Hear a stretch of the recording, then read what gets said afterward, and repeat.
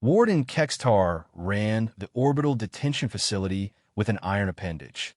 In his 20 years of service, he'd housed the galaxy's worst criminals: pirates, smugglers, war criminals. He knew how to maintain order. Then the human arrived. The transport guards looked relieved to hand her over. "Good luck, Warden. This one's from Earth." Kextar examined the datapad. Armed robbery, assault on 3 Confederation officers, destruction of property. He looked at the small female before him. "You don't look particularly dangerous." The human, designated as Prisoner 4827, J, just smiled. Looks can be deceiving. They placed her in cell Block 7, maximum security, with the facility's most violent inmates. Kextar watched the monitors with satisfaction. Let the other prisoners teach her some humility. Big mistake. The largest inmate was a Kravaxian enforcer named Brutax, standing 3 meters tall, with armored chitin and 4 arms ending in razor claws. He'd killed 17 inmates across various facilities. He approached the human cell within the first hour. "Fresh meat." Brutax growled through the energy barrier. "You're on my block now, little mammal. Everything you give me first." "Understood." The human looked up from her bunk. "No." Brutax's eyes widened. No one said no to him. "What did you say?" "I said no. I don't take orders from overgrown cockroaches." The cell block went silent.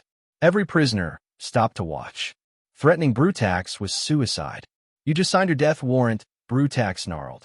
"When we get to the exercise yard, I'm going to tear you apart slowly." "Looking forward to it," the human replied calmly. Recreation time came. Kextar watched nervously as both inmates entered the secured yard. Brutax cracked his knuckles, all 16 of them. The human just stretched casually. "Last chance, mammal. Apologize and become my servant, or die." "Option 3, the human said and moved. What happened next would be studied in xenobiology classes for years. The human moved with a speed that shouldn't have been possible for her size. She ducked under Brutax's first swing, grabbed one of his arms, and used his own momentum to flip him, all 3 meters and 400 kilograms of him, onto his back. The impact cracked the reinforced floor. Brutax roared and slashed with his claws. The human rolled, avoiding each strike with minimal movement. She was testing him, Kextar realized with growing horror. Playing with him. Impossible. Brutax wheezed. "You're too small. Your muscles shouldn't." "I'm from a death world," the human interrupted, her voice cold. 3 times the gravity you're used to. Predators that make you look like a toy. I've been training against my own planet's hell since I could walk." She caught his arm mid-strike and twisted. Something crunched. Brutax screamed.